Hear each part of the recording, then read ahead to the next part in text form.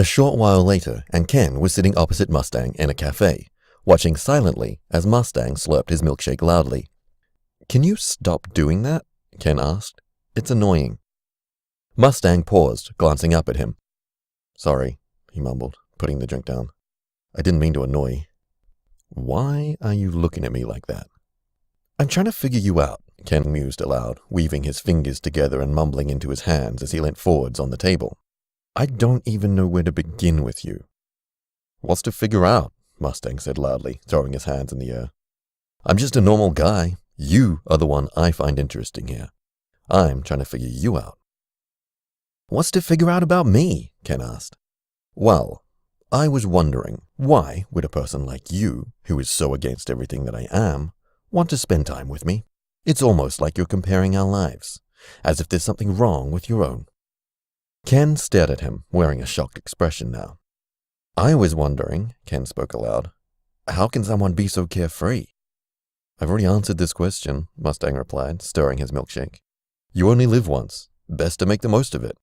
"No," Ken shook his head. "I don't think that explains it. It's something else. It feels more like you don't care about your own life." Mustang began to slurp his drink again, giving Ken a blank expression. "I know your life is your own," Ken went on, "but I can't help thinking, what would your parents think if you had died that day?" "What would your parents have said," Ken interrupted him loudly, "if you had died?"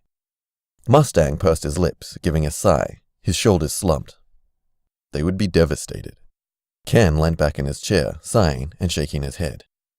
"Maybe I should stop trying to figure you out. It's seeming to be an impossible task. Maybe there is no answer." "That's more like it," Mustang gleamed. "Stop trying to figure me out, and figure yourself out." "What do you mean?"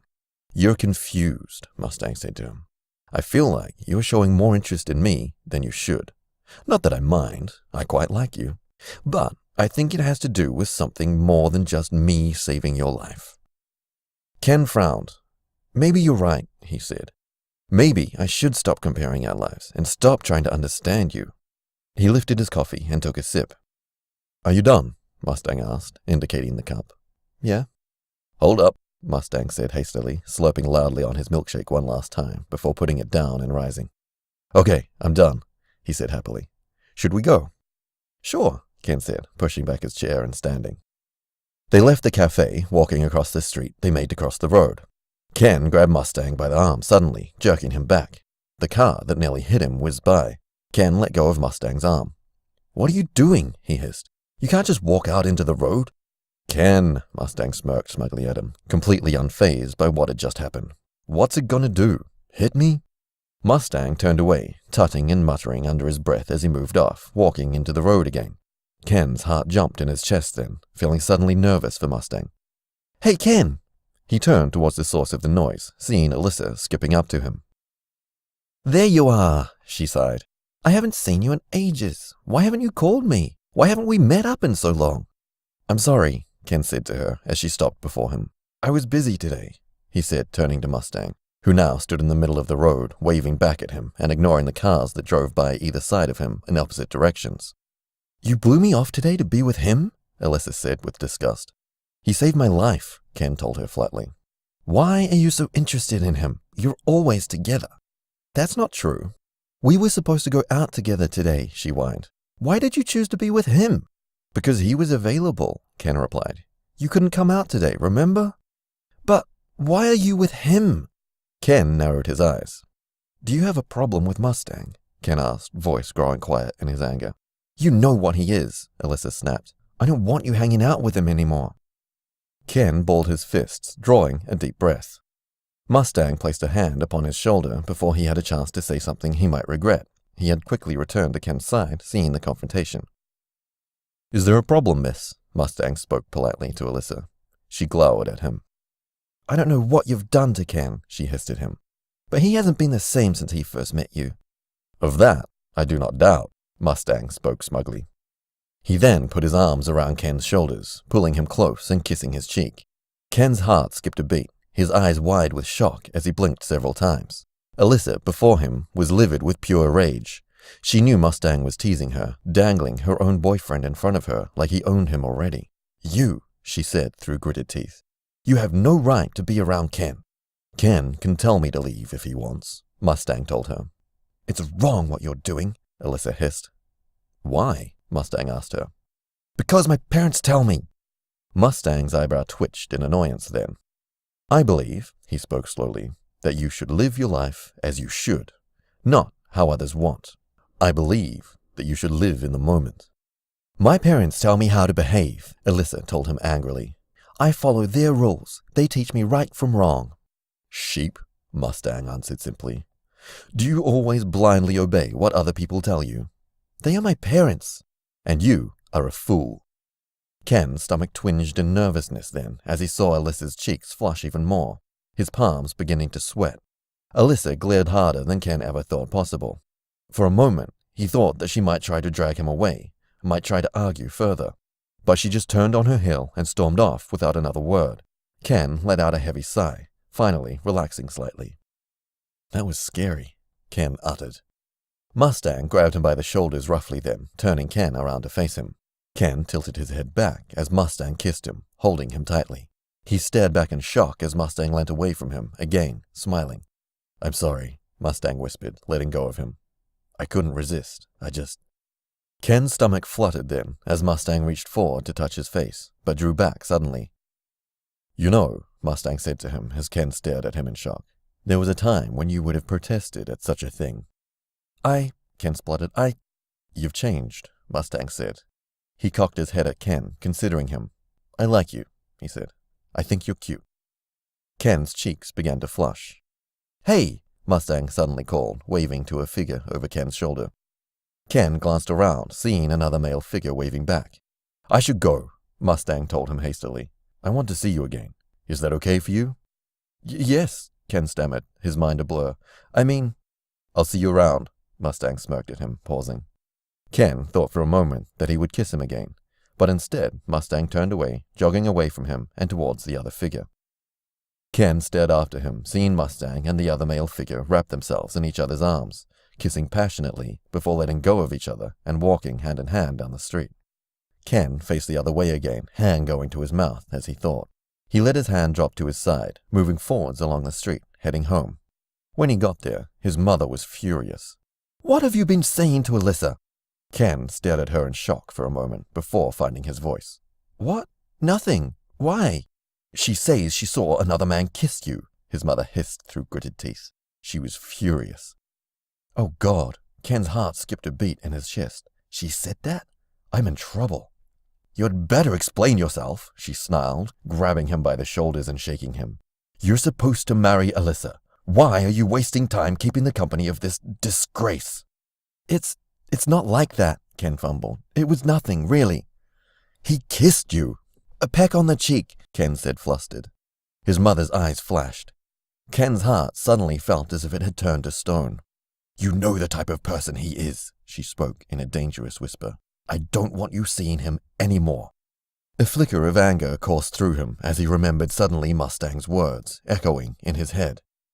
Live your life as you should, not how others want. Live in the moment. Ken shoved his mother away harshly then, something he had never done before. He could see how shocked she was for it. You should be grateful to him, he said to her in a raised voice. I would be dead if it wasn't for him. He is a good person. He saved my life, and I won't let you control me anymore. This is my life. Ken, wait. But he ignored her, running to the front door. He paused then, glaring back at her as he lingered in the open doorway. Whatever you think of him, Ken snapped back at his mother, you're wrong. Mustang is a good person. And with that, he slammed the door, disappearing back into the streets again. That evening. Your hair, Mustang cried happily, opening the door and seeing him there. Dean grinned slyly at him. Who's that, baby? Simon purred, coming up behind Mustang and draping his arm across his shoulders. Oh, he's here. Come on in. Mustang closed the door behind Dean as he entered the apartment. Mustang didn't even have time to turn when Simon pushed into him, pinning him against the door. Simon, Mustang giggled. We haven't even started yet. Well, why wait? Simon said, nibbling on Mustang's earlobe. Mustang bowed his head, grinning, shoulders hunched and cheek pressed to the door. He turned then, grabbing Simon roughly and pulling him close, kissing him forcefully and yanking his head back. grasping onto his hair tightly. Simon flinched as Mustang bowed his head, biting into Simon's flesh, sinking his teeth into his chest. "Hey!" Dean called out to them both, lingering in the doorway of the master bedroom. "Are you coming or what?" Mustang cried out excitedly, holding onto Simon's wrist and pulling him towards the bedroom, letting go of Simon just as he reached the door and throwing himself into Dean. He pushed Dean onto the bed, grasping his face and opening his mouth wide as he kissed him, licking him, biting his lip. "Ah," Dean moaned. "Easy. I don't want you to break me." Mustang leaned back as Dean licked his bleeding lip. A sly grin crossed Mustang's face as he felt Simon's hand snake around his waist from behind, slipping beneath his trousers and caressing him. Mustang bowed his head, leaning forwards on his elbows as Simon worked. Dean lifted Mustang's chin, kissing him again as Mustang licked the blood from his lips. Their clothes were thrown about all across the room and the lights were turned off. One of them tightened the collar around Mustang's neck, pulling back hard on the chain and making him groan. Mustang tensed, opening his mouth as saliva ran from the corner of his mouth and down his chin. Dean was kneeling before him as Mustang rested on all fours upon the bed. Dean grabbed Mustang roughly by the hair then, which was let down and falling about his shoulders. He jerked his head up, making Mustang look him in the eye. "Take it, you dirty little whore." Mustang opened his mouth as Dean stroked the end of his member across his face. Dean pulled back before leaning forward again, this time going right down Mustang's throat. "Don't choke," Dean warned as Mustang coughed once. "And don't bite down either." Mustang glanced up at him, pressing his teeth lightly down and smiling. Dean grasping Mustang's head with both hands now as he began to fuck his mouth, working to his own rhythm, first slow, then fast, then slow. Mustang flinched then as he felt fingers slip into him from behind. Tears shimmered in his eyes as he looked back at Simon behind him, one hand snaking around Mustang's waist to his front. Fingers wrapped around him as he jerked his hand sharply back and forth. With his other hand, he moved behind Mustang, two fingers pointing, going in and out fast before taking his hand back and pushing himself in forcefully. Mustang moaned in pain as Simon fucked him hard from behind, hand still working on his front as he leant over him to get a better grasp. Before him, Dean's thrusts began to quicken, and he pulled out just as he finished, coming all over Mustang's face and around his eye. Mustang gritted his teeth, balling the sheets up in his fist as he ejaculated. Behind him, Simon paused, releasing him and pulling his sticky fingers away. He brought his hand to his mouth, running his tongue along his palm and fingers once, before reaching for the base of Mustang's neck and clawing him as hard as he could, running his nails all the way down Mustang's back.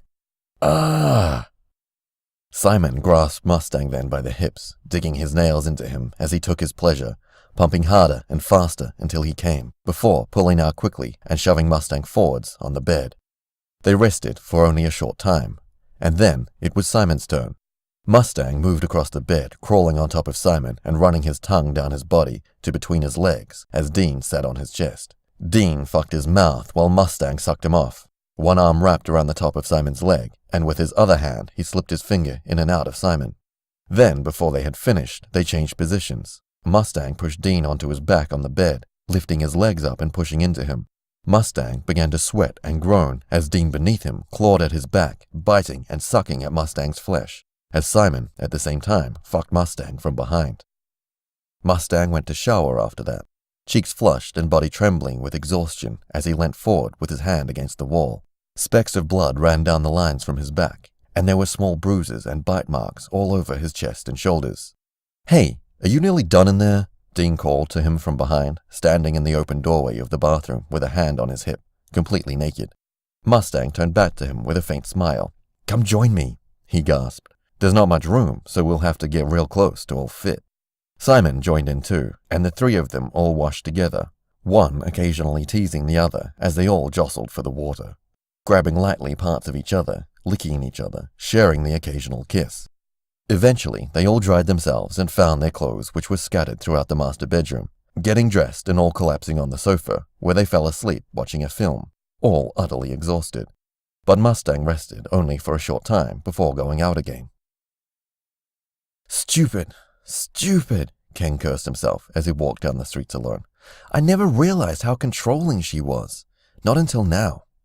He stopped walking then, glaring at the floor beneath him. Mustang. He was the one who made me realize. Do I really want the life my parents have planned for me? He shook his head, trying to clear his thoughts. Mustang. I have to talk to Mustang. He will help me. Maybe. Ken patted himself down, finding his mobile and pulling it from his pocket. He paused then, suddenly realizing something with regret. I don't have his number. Ken sighed wearily, pushing the phone back into his pocket. Think. Where could he be? He wandered through the town for a while, heading to the only place he thought he might find him, a gay club. He stepped to the side as a group of young men entered the club. Hey, stud, one of the men winked. What's a handsome young man like you doing hanging around outside and all by yourself? It's much more fun inside. Ken fumbled. I'm waiting for someone. He might be in the club. Well, if he's in the club, another of the men said, leaning forward, you're not going to find him out here, are you? Ken's cheeks flushed at that. Why don't you go inside? I'm not gay, Ken stammered. Oh, one of the men said flatly. That's a shame. They moved on. Ken let out the breath he had been holding, touching a hand to his temple and turning away. I can't go in. I can't go in. I can't go in, Ken mumbled under his breath, feeling suddenly very anxious and lost. A minute or so later, he went in. Mustang isn't here yet, the barman told him. He'll be in shortly, though. I know that for sure. If you just wait a few moments. How do you know he'll be here? Ken asked him, trying to avoid the glances of several men nearby. He's performing on stage, the barman said. Ken began. Performing? A short while later, Ken saw Mustang suddenly appear on the stage at the back of the club. He was surprised, having not even seen him enter from the front. There was likely an entrance at the back. As Mustang began to perform, Ken couldn't believe what he was seeing. Mustang danced upon the stage, alongside several other men positioned in a half-circle around him, dancing in perfect formation with the others to the beat of the music. Ken's heart fluttered. He looked so handsome on the stage as the lead dancer, flicking his long red hair back and swaying his hips. And then he began to sing. Ken was surprised for the second time to hear such a beautiful voice. It was perfect. Ken was surprised for the third time when Mustang began to strip, opening his shirt to the chair of the crowd as he danced in unison with the others behind him and singing loudly as he did into his microphone. Ken turned sharply away, glaring the other direction. It was at that moment when Ken realized he had unwittingly caught the attention of another man. Hey, you, the man said playfully to him. He wore tight clothes, a high collar, and had a long blonde fringe that covered half his face. What's a pretty boy like you doing alone here? I'm waiting for someone, Ken answered shortly, staring at the bar. Well, the stranger said, moving closer still. Would you like to be kept busy while you wait? No, Ken fumbled. He glanced away then towards the stage, and then back at the man before him. The stranger noticed this. You like what you see? He asked, eyes flickering towards Mustang. The performance ended then, and the men in the club began to cheer. It was then that Mustang noticed Ken standing at the bar. He faltered, clearly surprised to see Ken there. He leapt off the stage, making his way over. Here he comes, the stranger gleamed, watching Mustang drawing closer through the crowd. Hey! Mustang called out. Ken saw as Mustang stopped before him, his shirt still open and sweat upon his chest.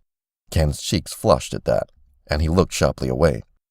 This one belongs to me, Mustang told the stranger. He's mine. I'll leave you to it then, the stranger said with a smirk. I should have known such a pretty young boy would already be taken. He drifted off, leaving Ken shocked and glaring after him, hot and suddenly bright red. Can we leave? Ken stammered, not looking at Mustang. I need some fresh air.